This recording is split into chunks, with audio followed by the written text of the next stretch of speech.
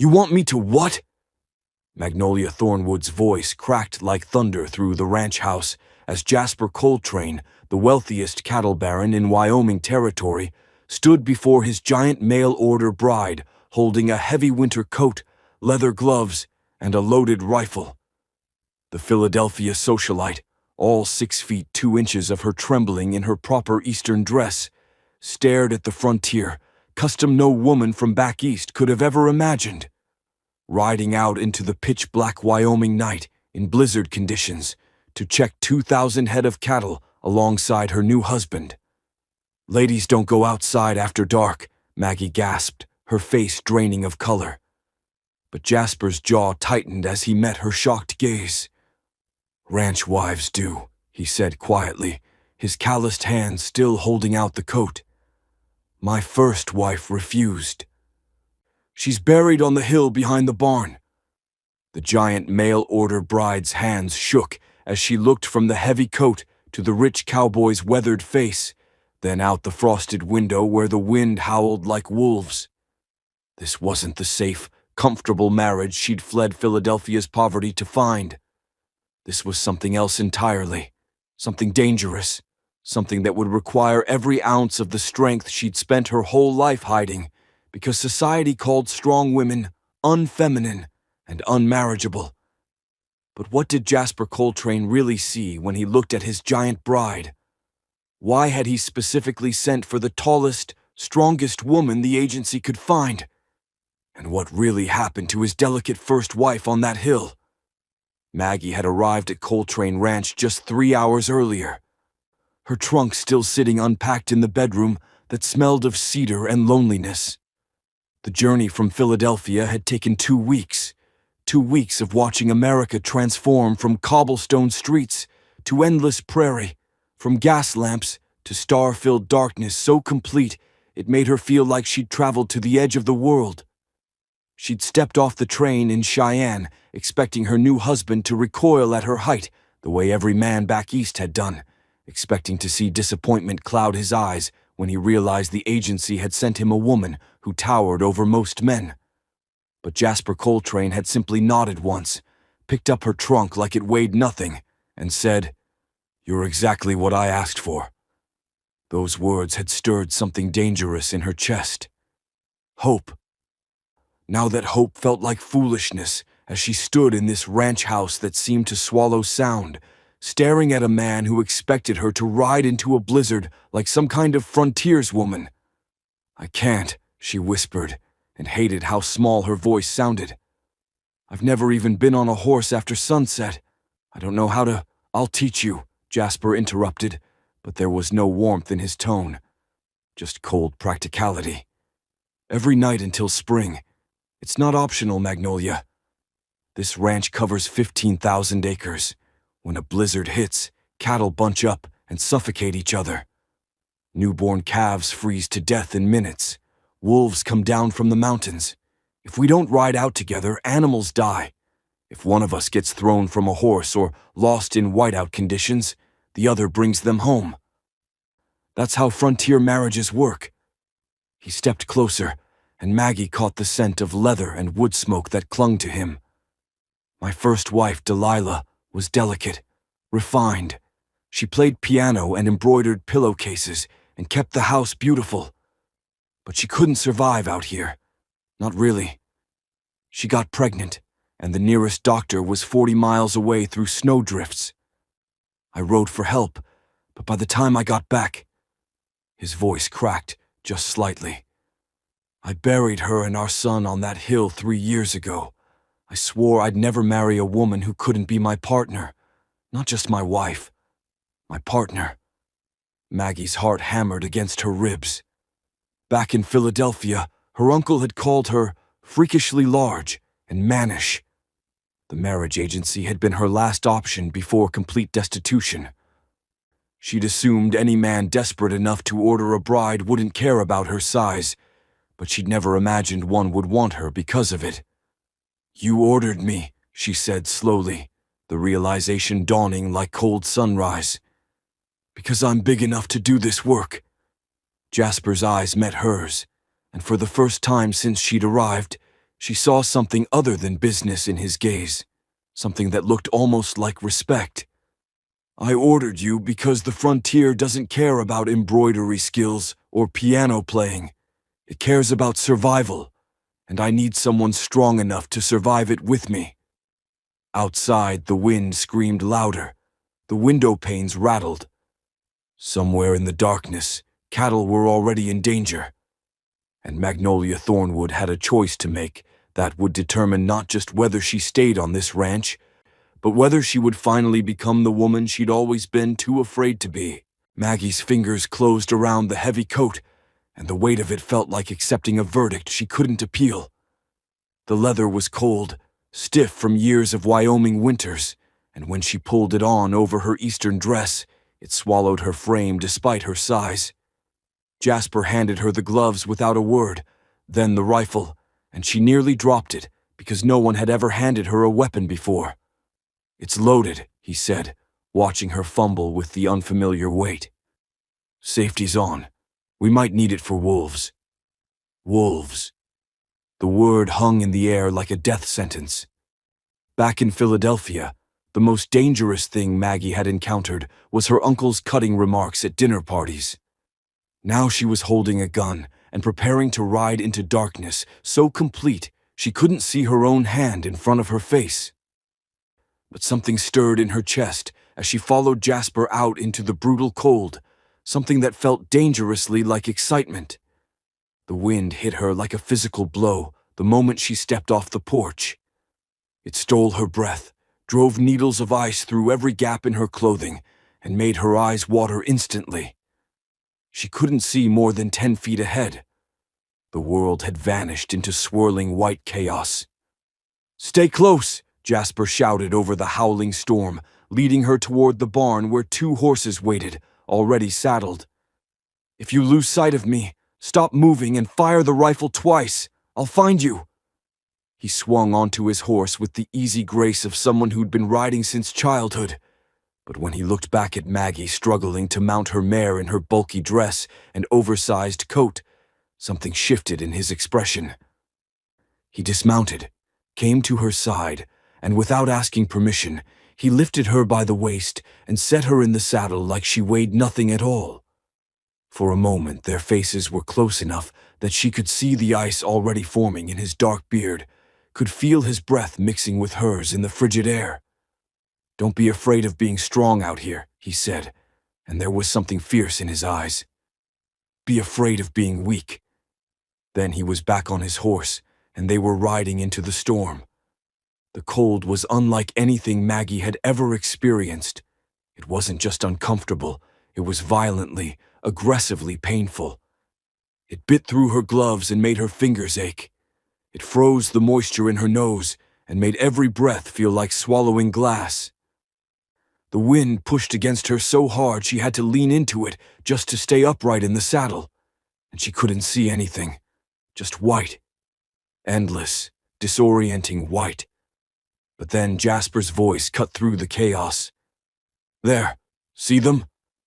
And suddenly Maggie could make out dark shapes huddling together in the storm, hundreds of cattle packed so tight they looked like one massive breathing creature.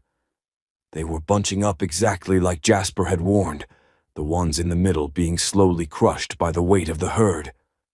"We have to spread them out," Jasper shouted, already riding toward the mass of animals. "Drive them apart or they'll suffocate." For a split second, Maggie froze. Every instinct screamed at her to turn her horse around, ride back to the warm ranch house, admit she wasn't built for this brutal frontier life.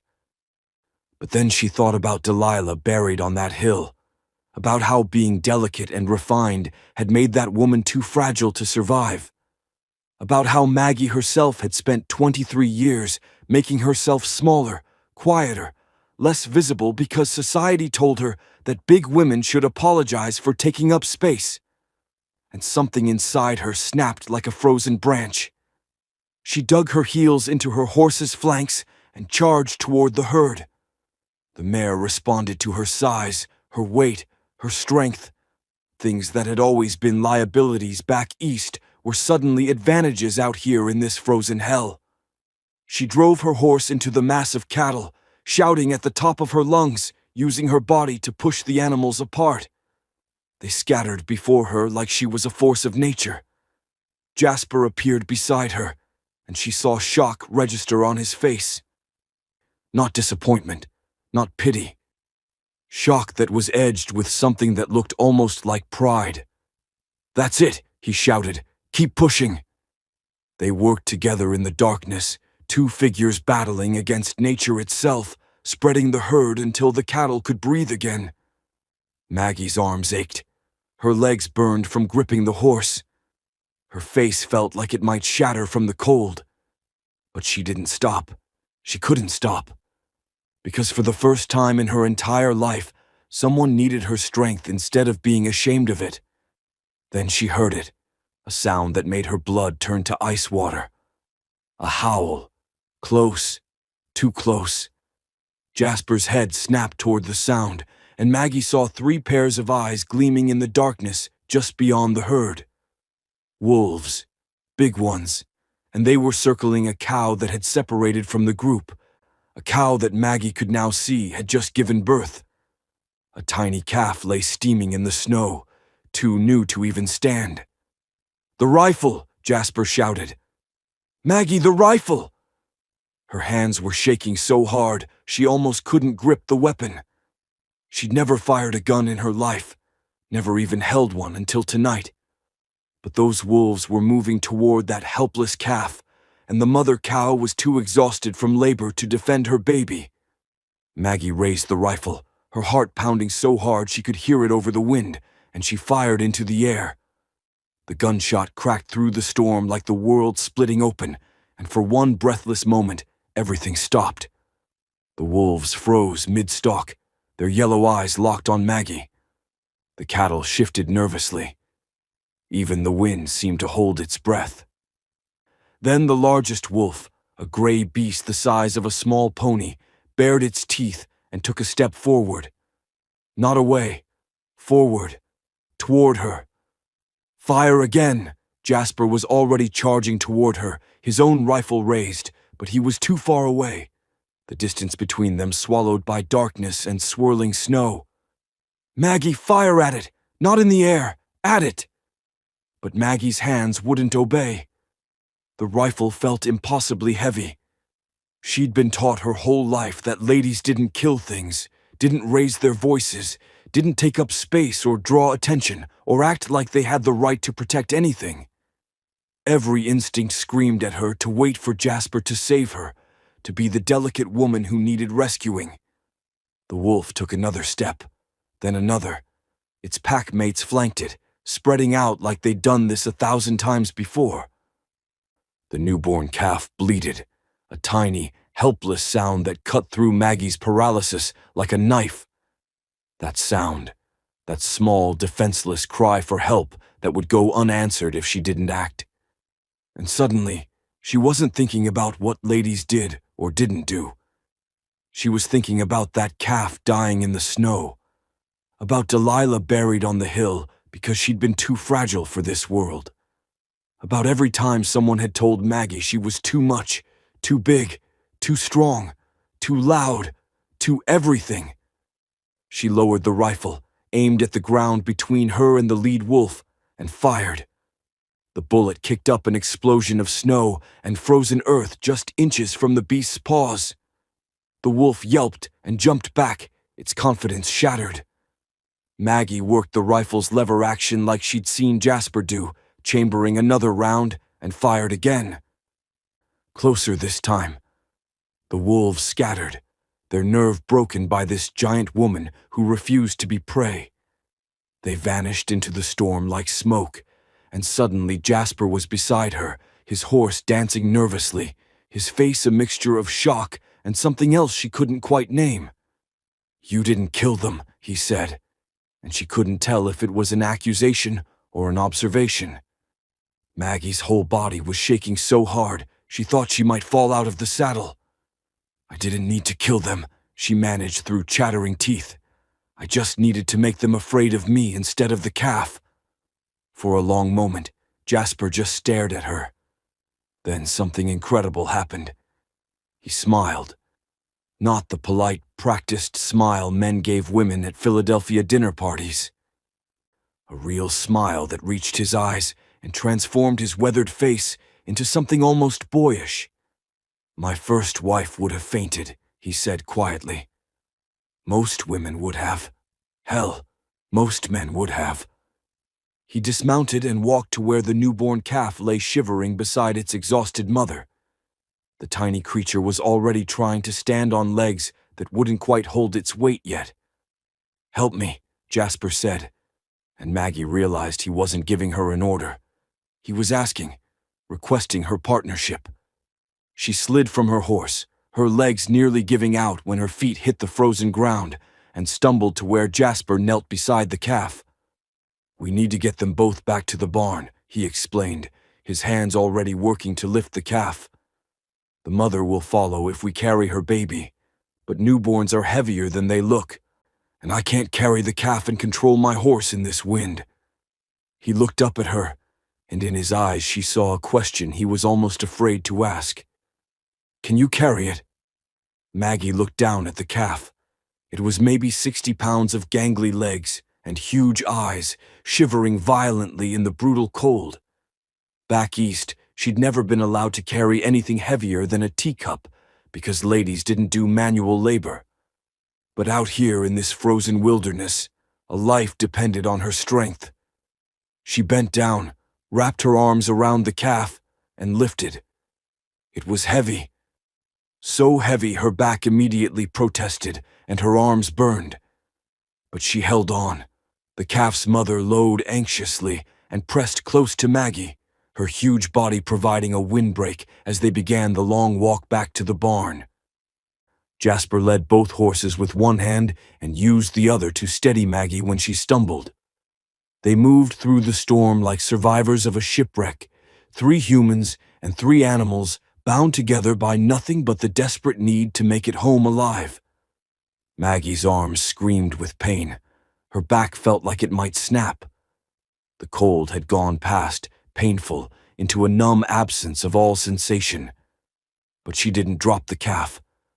She thought about every time someone had called her unwomanly, every time she'd hunched her shoulders trying to appear smaller, every time she'd apologized for existing in a body that didn't fit what society wanted women to be. And she held on tighter. When the barn finally emerged from the darkness, like a miracle made of wood and lamplight, Maggie's knees buckled and she nearly collapsed. But Jasper was there, taking the calf from her arms, guiding her inside where the air felt impossibly warm, even though it was barely above freezing. She sank onto a hay bale, her entire body trembling, watching as Jasper expertly settled the calf and its mother in a clean stall with fresh hay and water. Her hands were so cold she couldn't feel her fingers. Her face felt frozen in a permanent grimace. But when Jasper turned to look at her, she saw something in his expression that made her forget the cold entirely. "You saved that calf's life tonight," he said simply. "And probably mine too. I've never seen anyone face down a wolf pack on their first night on the frontier." He crouched in front of her, and slowly, carefully, he pulled off her frozen gloves and wrapped her hands in his own. His palms were rough with calluses, scarred from years of ranch work, but they were warm, so warm. "I need to tell you something," he said quietly, his eyes never leaving hers. "I need to tell you something," Jasper said quietly, his calloused hands still wrapped around Maggie's frozen fingers, warming them with a gentleness that seemed impossible from a man who'd just battled a Wyoming blizzard. "About why I really sent for you. About what really happened to Delilah." Maggie's breath caught in her throat. The barn was silent except for the soft sounds of the calf nursing and the wind howling outside like a creature that wanted to devour them all. "When I married Delilah," Jasper continued, his voice rough with old pain, "I thought I was doing everything right. She was beautiful, refined, everything a man was supposed to want in a wife. But I was so busy trying to protect her from the hardness of this life that I made her a prisoner. I wouldn't let her help with the ranch work. wouldn't let her ride out with me. Kept her in that house like she was made of glass. His jaw tightened, and Maggie saw moisture gathering in his eyes. She got lonely, so lonely she stopped eating, stopped talking. When she got pregnant, I thought it would save her, give her something to love, something to live for. But the pregnancy was hard, and when her time came during a blizzard just like tonight, I had to choose between staying with her or riding for the doctor. I chose to ride for help. He stopped, his voice breaking. By the time I got back with the doctor, she'd been hemorrhaging for hours. Our son was already gone. She looked at me. And you know what her last words were? Maggie shook her head, tears streaming down her frozen cheeks. She said, "I wish you'd let me be strong enough to help you." Then she died in my arms. And I realized I'd killed her by trying to protect her. I'd made her so weak, so isolated, that when she needed strength most, she had nothing left. Jasper's hands tightened around Maggie's. I swore on her grave that if I ever married again, it would be to a woman who could be my true partner. Not someone I had to protect from reality, someone strong enough to face it with me. When I wrote to that agency, I told them exactly what I needed. The strongest, tallest woman they had. Someone the world had probably told 1,000 times she was too much. Because out here, Maggie, there's no such thing as too much. Out here, strong women don't survive.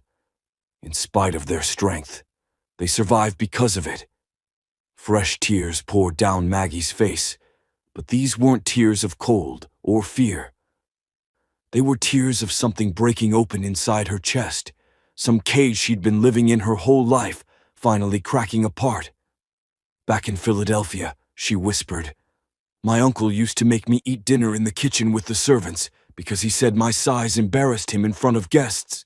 He said no real man would ever want a woman who could look him in the eye, that I should be grateful anyone was willing to tolerate me." Jasper's face darkened with anger. "Your uncle was a fool, and a coward."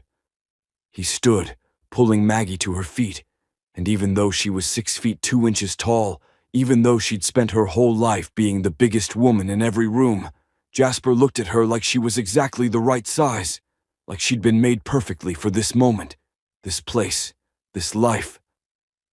"I need you to understand something," he said, his voice steady and sure. "Tonight, you rode into a blizzard you'd never experienced. You scattered a herd of cattle with nothing but courage. You faced down wolves to protect a creature that couldn't protect itself. You carried a 60-pound calf through a storm that would have broken most men. And you did all of it on your first night here. Your first night." He reached up and gently brushed a strand of frozen hair from her face. "I didn't order a mail-order bride, Maggie. I asked the agency to find me a partner, someone who could stand beside me, not behind me. And they sent me you, the woman I didn't even know I was looking for." Maggie's heart was hammering so hard she thought it might burst through her chest. "I'm afraid," she admitted, the words tumbling out before she could stop them. "I'm afraid I'll fail, that I'll let you down, that I'm not actually as strong as you think I am." Jasper smiled, and it transformed his entire face. "Everyone's afraid out here. The difference is whether you let fear make you smaller or whether you let it make you fight harder. Tonight, you chose to fight. And that's all I need to know about who you are."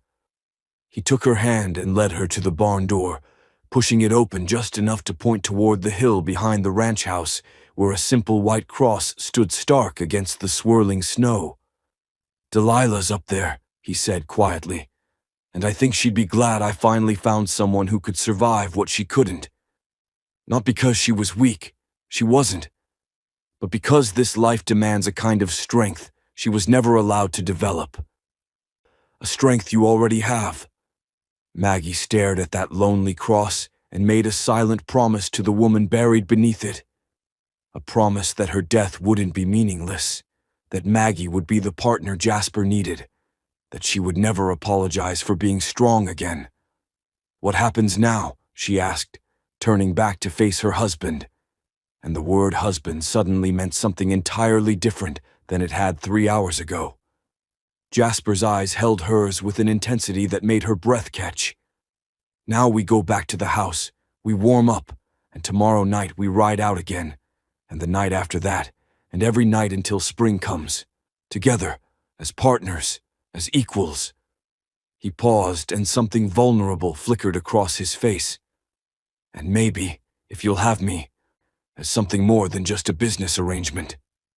Maggie looked at this man who'd chosen her specifically because of the things everyone else had rejected her for, who'd seen her size as an asset instead of a flaw, who'd handed her a rifle and trusted her to protect what mattered, who'd asked for her help instead of trying to do everything alone.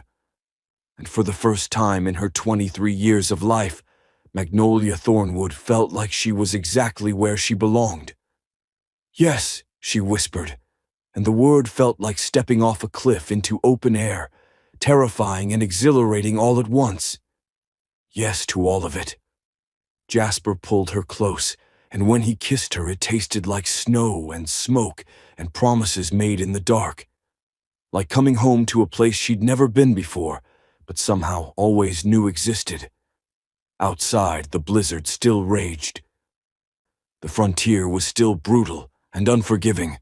The work would still be backbreaking and dangerous. But Maggie wasn't afraid anymore, because she'd finally found a place where being strong wasn't something to apologize for, where taking up space wasn't a sin, where a giant woman and a lonely cowboy could build something real together in the frozen darkness. And as they walked back through the snow toward the ranch house, Maggie looked up at the endless Wyoming sky and smiled. Because she was exactly enough. She'd always been exactly enough.